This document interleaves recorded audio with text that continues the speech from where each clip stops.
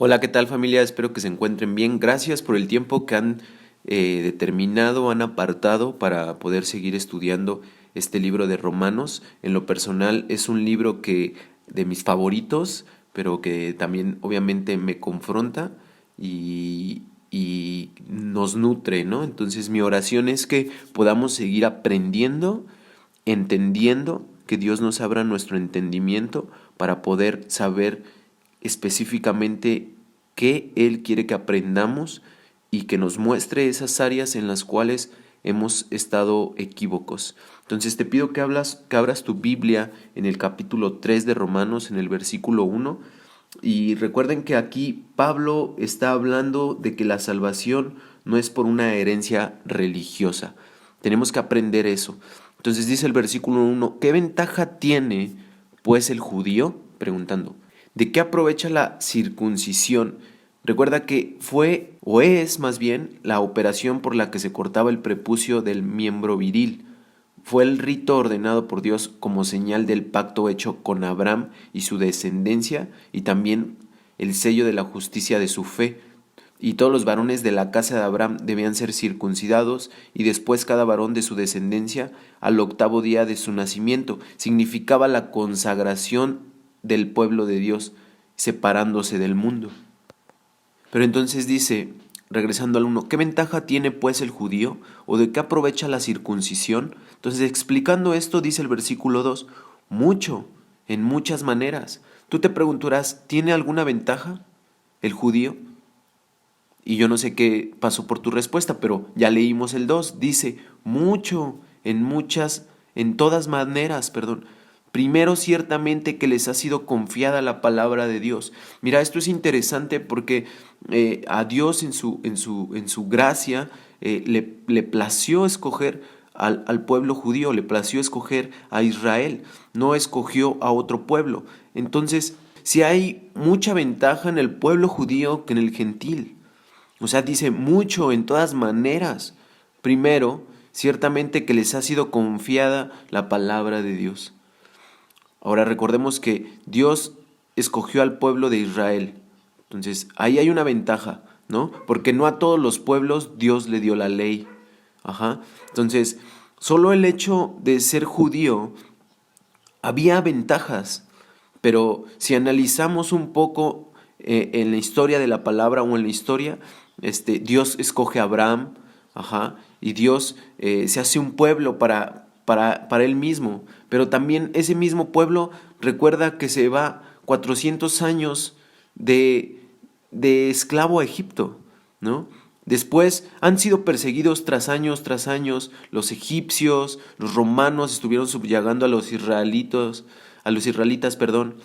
Entonces, recordemos también en la parte del tiempo de Hitler, ¿no? A la Segunda Guerra Mundial. Entonces, Hitler mata, creo que 6 millones de judíos, imagínate, ¿no? Entonces, esto nos demuestra nos muestra algo, porque ahí va a venir la simiente que es Jesucristo. Entonces esto, por el ser el pueblo de Dios, no les daba automáticamente la salvación. Tenemos que entender eso. Recordemos por la herencia religiosa. No se las daba, pero sí hay una ventaja. Hay la ventaja porque dice aquí en el versículo 2 que a ellos les ha sido confiada la palabra de Dios. A ellos les fue dada la ley moral de Dios, los 10 mandamientos. Entonces eso les hace diferente a todos los pueblos. Pero no porque fuesen mejores que los demás pueblos, sino que Dios quiso en su soberanía, por su gracia, Él los escogió a los israelitas. Pudo haber sido cualquier otro, la verdad. Es como cuando Dios escoge a María para que tenga a nuestro Salvador. Pudo haber sido otra persona, otra virgen. Yo creo que había muchas vírgenes en Israel que eran virtuosas, pero Dios en su soberanía, Dios en su gracia, así escogió a María, así escogió al pueblo de Israel. Dice el versículo 3, pues ¿qué si alguno de ellos han sido incrédulos? Y sí, ciertamente muchos han sido incrédulos. Ajá. Dice, ¿su incredulidad habrá hecho nula la fidelidad de Dios? No, porque Dios no obliga a nadie. O a ver, yo te hago esta pregunta, ¿a poco Dios obliga a alguien, no? Nos da la manita de puerco para que creamos en Él. Dios no lo hace, no nos tuerce el brazo para que nosotros creamos en Él. Versículo 4, de ninguna manera. Antes bien sea Dios veraz y todo hombre mentiroso. Dios se mantiene auténtico en su naturaleza siendo fiel, pero el hombre es el infiel. Ajá. ¿Qué más dice? Antes bien sea Dios veraz y todo hombre mentiroso. Dios es verdadero. Imagínate que tengamos un Dios mentiroso. No se puede. Un Dios que nos echa mentiras. Eso es imposible en Dios, antinatura. Es imposible que Dios mienta. Nunca Dios nos va a engañar.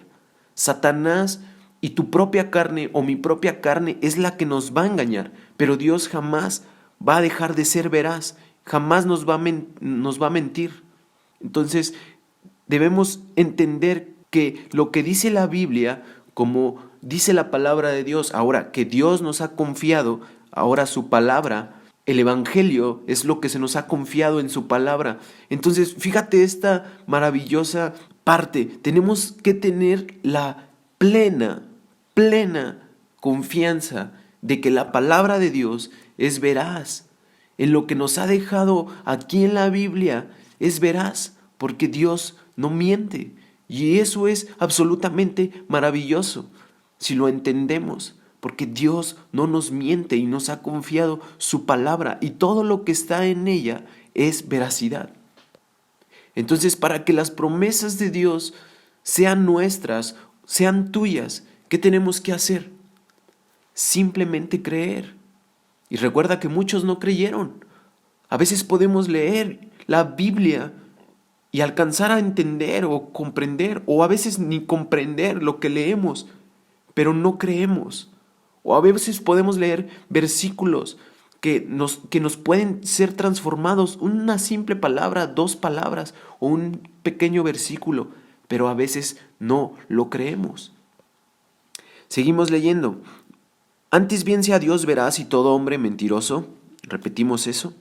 Dice, como está escrito, para que seas justificado en tus palabras y venzas cuando fueres juzgado. Fíjate que es interesante porque este argumento Pablo lo escribe porque a él lo acusaban de ciertas cosas. Por eso él está haciendo este tipo de preguntas. Y dice versículo 5, y si nuestra injusticia hace resaltar la justicia de Dios, dice, pregunta, ¿qué diremos? ¿Será injusto Dios que da castigo?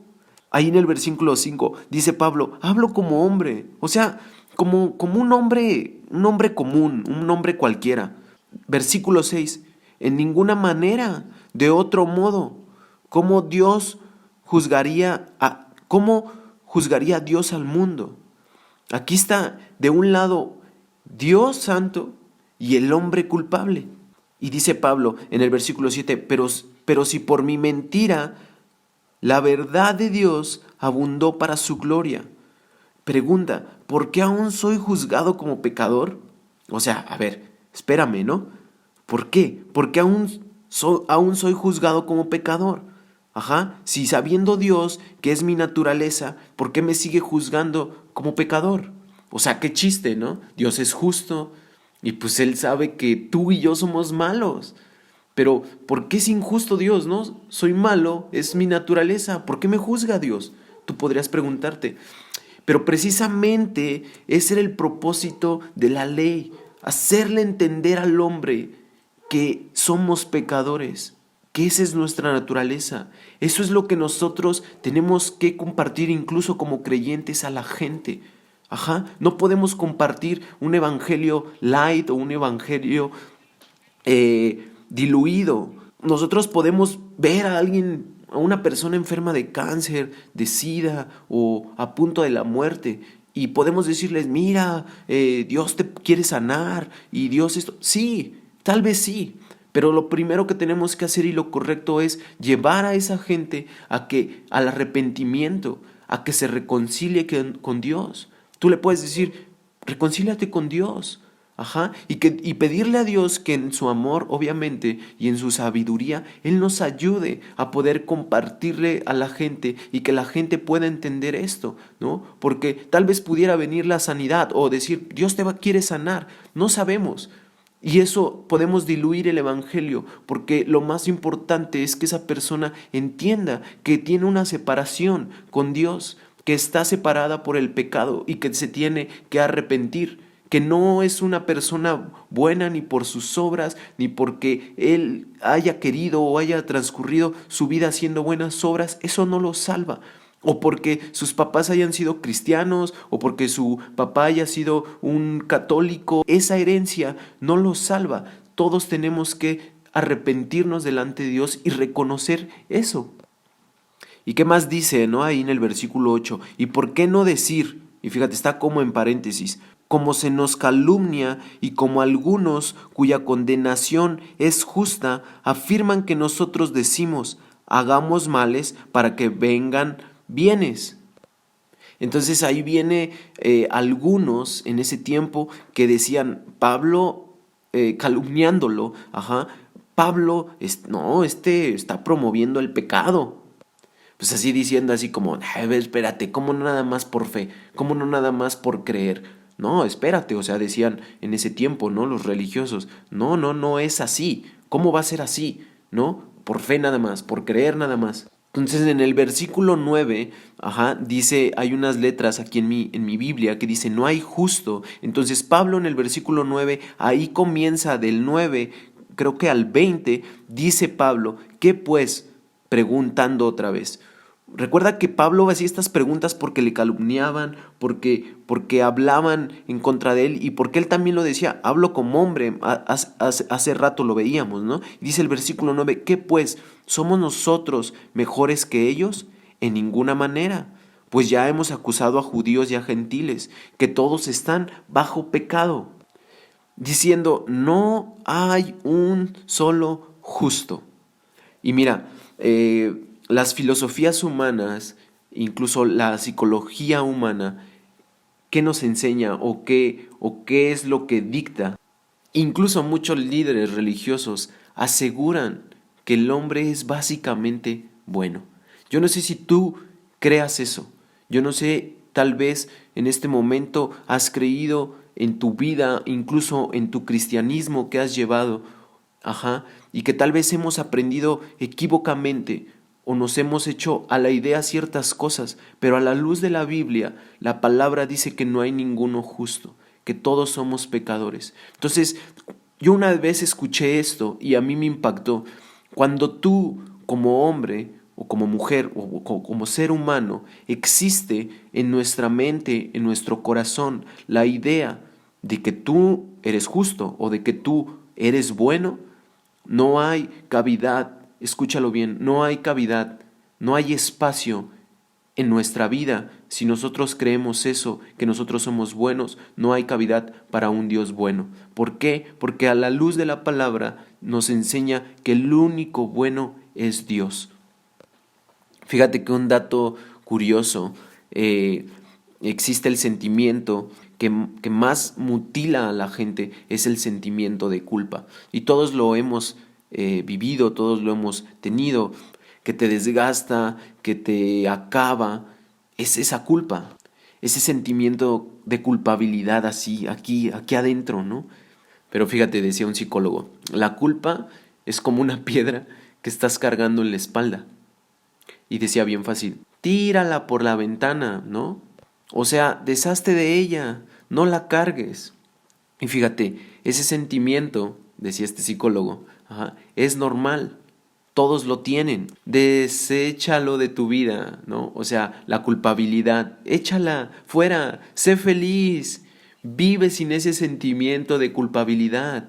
Séneca, un filósofo romano, dijo, ¿no? Con tal vez cierta sabiduría, ¿no? Humana. Toda persona culpable es su propio verdugo.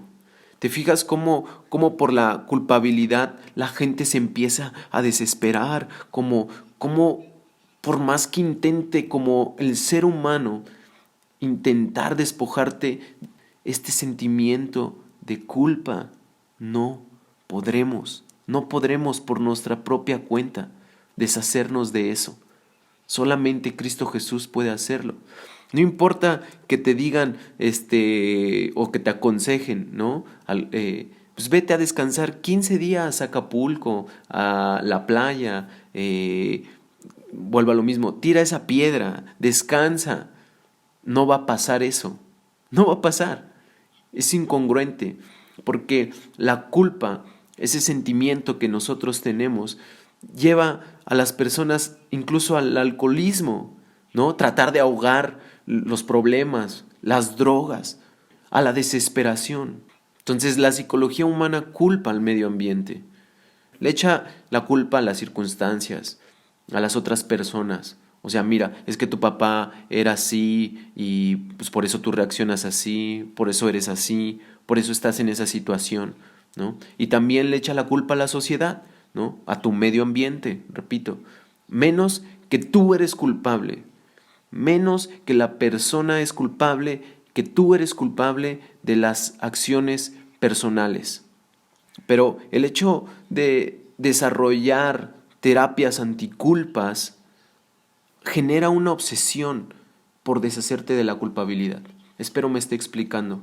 O sea, es tanto y tantas terapias y tantas que se desarrollan para hacer el intento de hacer el hombre feliz, de hacerle al hombre justo, de que crea o que creamos que nosotros somos buenos. Y la verdad es de que entre más y más intentan o intentamos deshacernos de esa culpa, más culpa sienten. Es como el ejemplo de la persona que cae en las arenas movedizas, ¿no? Entre más esfuerzo haces por salir, más te hundes.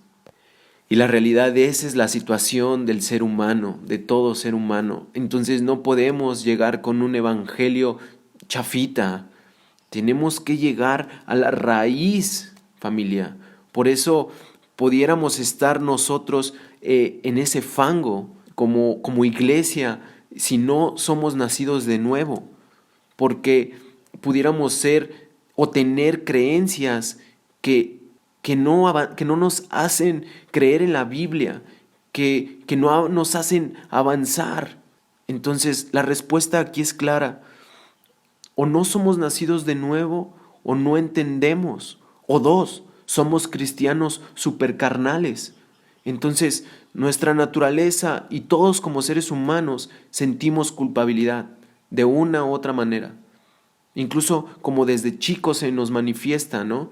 Cuando un niño hace algo malo, luego tiene reacciones así como, no, yo no fui, ¿no? Así tiró el vaso y así el vaso se cayó, yo no fui y esconde las manos, ¿no?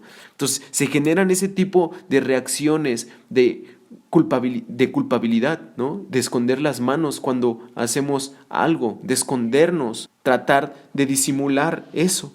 ¿Quién rompió esto? No, yo no sé. Y luego queremos excluirnos de esa culpabilidad.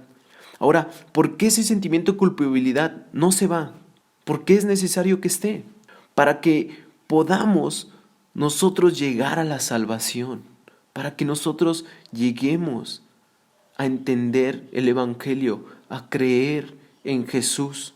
Entonces, si todos nosotros sentimos culpabilidad, es porque somos culpables, familia. No hay de otra. Pero la culpabilidad es el síntoma del problema real. Se llama pecado. Esa es la palabra correcta. Que hemos pecado, que somos pecadores, que no somos justos. Entonces, al menos que el pecado sea quitado, la culpa será quitada. No sé si tú has experimentado esto en tu vida y que Cristo, por medio de su salvación, por medio de su gracia, que nos ha escogido y entendido nosotros esto, se nos ha quitado la culpa. Solo por medio de Jesucristo, que nos ha quitado este pecado. Romanos 5:1 dice, justificados pues por la fe, tenemos paz. Y eso es lo que el mundo anda busque y busque, paz, ¿no? Pero aquí en Romanos dice, justificados, justificados, el acto por medio del cual Dios nos justifica, por medio de su muerte, el acto por el cual Dios me declara o nos declara inocentes, ya no somos culpables, ya no tengo culpa. El juicio que yo tenía que pagar, Él, Jesucristo, lo llevó en la cruz y yo ya no soy culpable. Eso es maravilloso, familia. Buscamos entender tal vez eso en nuestro propio entendimiento humano o por medio de filosofías humanas, pero eso no es posible. Solamente es posible entenderlo por su gracia y por la redención y la muerte de Jesucristo, que Él pagó ese precio de el pecado por nosotros, aun Él cuando siempre fue justo, cuando Él siempre nunca pecó, cuando Él siempre agradó al Padre, a Dios, y era nuestro lugar estar en ese madero, era nuestro lugar ser enjuiciados, pero por su gracia divina nosotros ahora somos justificados, ahora somos justos solamente por su obra que hizo Jesús en la cruz. Bueno, pues me despido, que Dios te bendiga, seguimos estudiando el libro de Romanos, seguimos adelante con todo esto y con la gracia de Dios para poder continuar y entender de su palabra. Cuídate mucho y camina confiado en que Dios ya pagó por ti, que nos hace justos, solamente por Él, que tus obras no cuentan o que las mías no cuentan, que solamente cuenta la obra que hizo Cristo Jesús en la cruz. Dios te bendiga, gózate, comparte del Evangelio si tú entiendes esto, compártelo a demás personas. Recuerda que es la gran comisión, enseñándoles a todas las personas lo que Él nos ha enseñado, lo que Él nos manda, que es su palabra. Cuídate, te mando un fuerte abrazo y que Dios te bendiga.